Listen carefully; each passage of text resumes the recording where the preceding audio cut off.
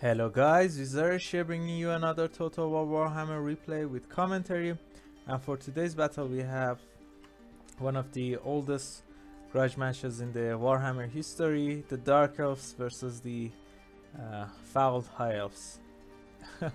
Yeah, so this battle starts really fast, so I'm just gonna pause and talk about my army picks. And yeah, first of all, let's talk about my army composition here. I have 5 units of dread spears in the front line. I just wanted to have some front line to be able to hold the enemy's unit, but my opponent's army kinda makes that really hard. I have 2 units of manticore on air, 2 units of dark riders with repeater crossbows in the backline. I didn't want to bring any dark shards here because they're gonna get charged from all directions and stuff. I have a unit of Slaanishes harvesters in forest hidden, and 2 units of Cold One Dread Knights, one of them the regiments of renown, the Knights of the Ebon Claw here, and the Sorcerer of Beast with the transformation of Kadan and Flock of Doom. Both I'm gonna use in this game, not just once. I'm gonna use it several times here. So yeah, and for my lord I have Ricard with everything on his manticore, one of the best picks you can have, one of the best mounts for Ricard here. I have brought the Whiplash, Beast Lord Gaze, and Bliss Slaver here. Also brought the armor as well. The reason I brought the whip is because High Elves usually have dragons and some knights that this ability can really put pressure on. I mean, only the 24 minus 24 melee defense is really great for 30 seconds. That's gonna help you win that cat fight. The Whiplash, really great ability, Beast Lord Gaze, and Beast Slaver. One of the reasons that you should bring Ricard on one of his mounts is because you can use Whiplash on himself. I'm gonna do it in that battle as well. And yeah, the armor is one of the best things about Ricard here. And some of you might ask why I brought the Dread Knights instead of Cold One Knights. It's because these guys have a really high armor and they have armor piercing. They have really great melee defense and melee attack. Both of the units here, even the normal one has 42 melee defense, which is really great against High Elves here, because overall they don't have any anti-large, armor piercing cav. And yeah, that's one of the reasons that bringing Dread Knights is really good here. So for my opponent here, he has 5 units of White Lions of Trace, which are gonna just decimate my front line easily. He has a unit of archers with light armor. Interesting. Maybe I should have put this battle into my never picked series playlist here. We don't see a lot of these units here. He has also brought Shadow Warriors as well, really good unit with great range. 2 units of Spearmen, I think one of them 2 units of Spearmen. I think he had a Silver and Guard as well. Yeah, here's the Silver and Guard. So 3 anti-large units in the back line, also 4 units of Illyrian Reavers on each side of the battle, one of them on that side, yeah, and one here, and also Heralds of Wind as well, the Illyrian Reaver with bows, Regiment of Renown. And for his lord, which is I think it's gonna surprise you all unless you saw the thumbnail here. So yeah, he has brought Eltharion himself in this battle. And one of the reasons Eltharion on his horse, oh my god, where is yeah, here's the card, is really good is because of his Grim Discipline. He has 4 melee defense and 8 melee attack as long as this buff is active, and this is like what's the name of the other abilities that high elves have? Yeah, the martial prowess, and yeah, this is mastery on steroid, because the other one you lose the buff if you lose 50% of your HP, but this one, yeah, is gonna work unless your HP drops below 25%, which is really great. And another interesting ability is Mistwalker Barrage. I never used this ability because I heard it's bad, and yeah, we're gonna see how that's gonna be. And Arcane Forging, I'm really curious to see how this ability does. So yeah, I talked a lot. Let's just jump into the battle here.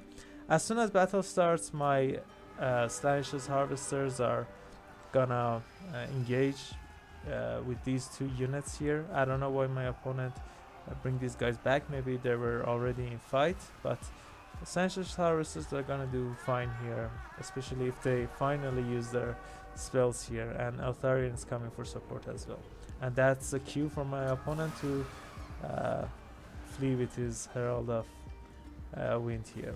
I'm also bringing my two Manticores to support, but as you guys saw, yeah, this is the first blood here that it goes to me as well. So I was gonna go forward here, but as soon as I see the white lions here, I realize I have no rush to get my front line destroyed, so I'm just gonna stand there for a bit and try to get into the better engagements.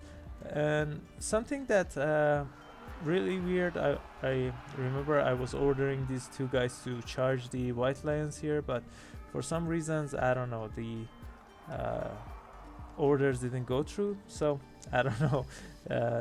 This is why I'm just gonna go after these Illyrian Reavers, because yeah, there are not a lot of large units here. I can just get out of here.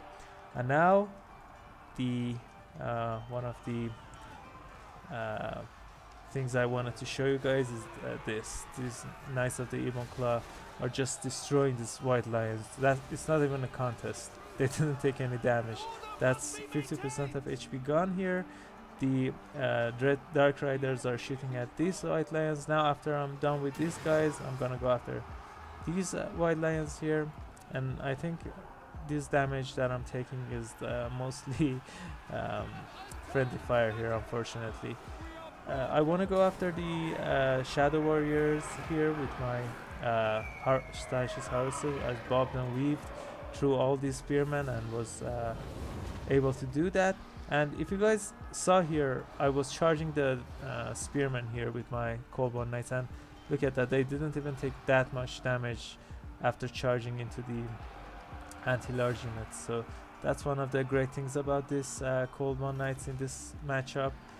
Yeah, high elves don't have really good APs here, so yeah. One of my Feral Manticores unfortunately gets beaten, so he is going to run the battlefield. The other one is chasing the Illyrian Reavers.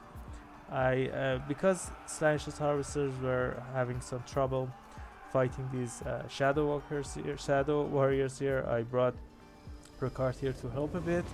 And now yeah, I don't know why these guys took a lot of damage. I think staying in sustained fight with white lions was not prudent enough. So yeah, that's why they lost some of their HP here as well. So now Eltharion going after, I think Ricard took a lot of damage from Arcane Forging, unfortunately here, because I remember I was having trouble casting my stuff here. Yeah, Coldborn Dread Knights fighting the Eltharion White Lions, some Illyrian Reavers, so I cast Whiplash to help them. And considering all the unfavorable odds here, they're doing fine here, so I'm fine. I summon my second Manticore because I want to bring Ricard into this fight. Yeah, that missed barrage, doing good amount of damage, and yeah, I'm trying to support with my Dark Riders here as well. Yeah, Arcane Forging going down on Ricard here.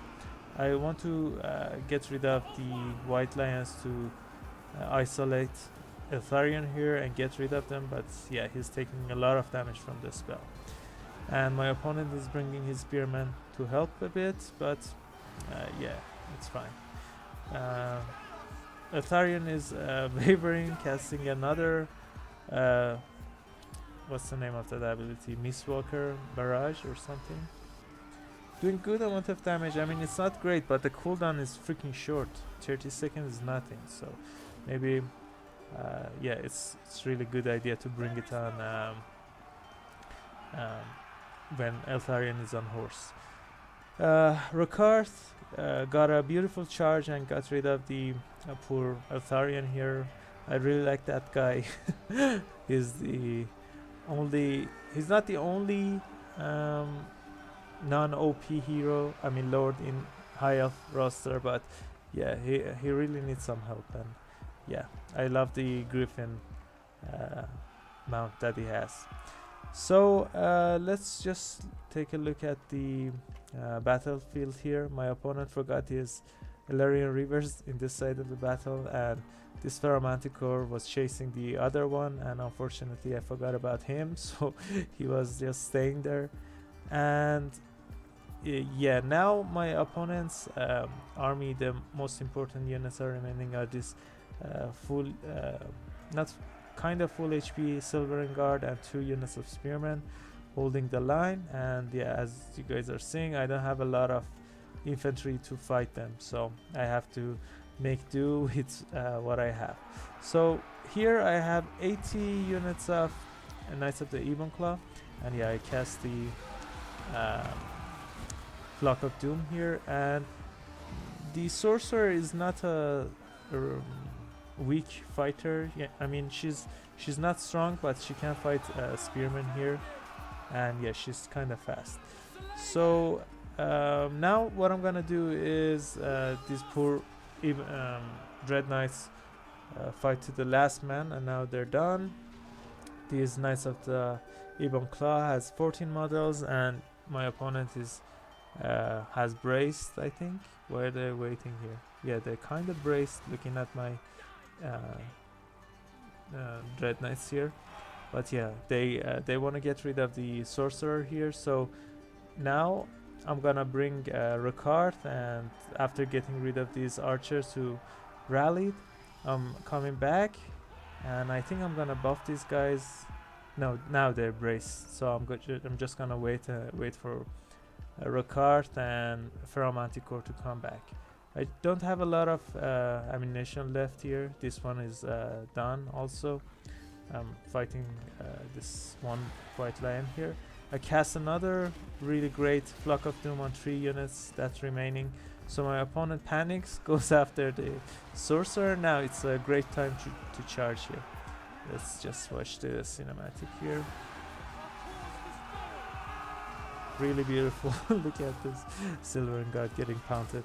So yeah, I casted I used the Beast Lord Gaze on these guys as well. Now with 12 mother, they still have 60 leadership, so they're holding, even though they're losing models fast because there's nothing here.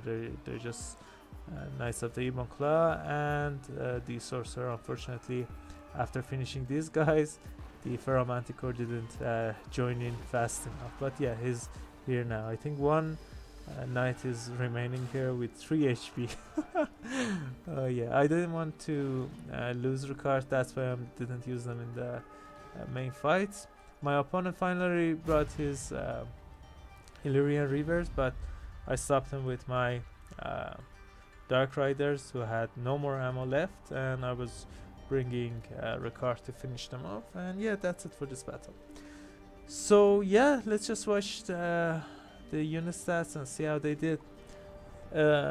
Ricard doing nearly 200 damage value. The damage dealt 5500. The sorcerer didn't do much. The summons did, but yeah, that 300 damage value is Flock of Doom and probably the melee attack it did. So my front line, unfortunately, weren't able to do much. unless you count this one. I don't know what it was fighting, probably some weekend white lions and some Illyrian Reavers. Here this Red Knights did really fine, 1500 damage value. They were fighting the whole game. These two units did all of the heavy lifting in my opinion. So yeah, really good. This one 2k damage value. Even the Slanches Harvesters did fine, nearly 1800 damage value, 10,000, nearly 11k damage dealt. The also the Dark Riders with crossbow always pay, they pay for themselves. The Manticores unfortunately not so much, but yeah, one of them still had HP.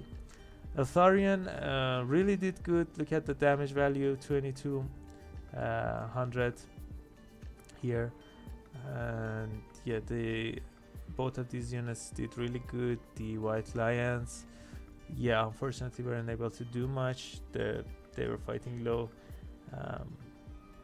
spearmen here, and the higher tier units were much above their pay grade, so yeah, not so much. The Silverin did okay. The range units did really good, even though I tried to shut them down fast, and the Illyrian Reavers unfortunately not, but these Heralds of Wind did really good. So yeah, that's it for this battle, guys. I hope you enjoyed it. If you did, I would really appreciate it if you leave a like and subscribe. It would really help me and my channel grow. I also have a Discord channel if you guys want to hang out there, and yeah, we can talk about this game in general and other stuff. And yeah, I upload videos daily, by the way, guys, so stay tuned for that as well. And yeah, hope to see you guys soon. Bye.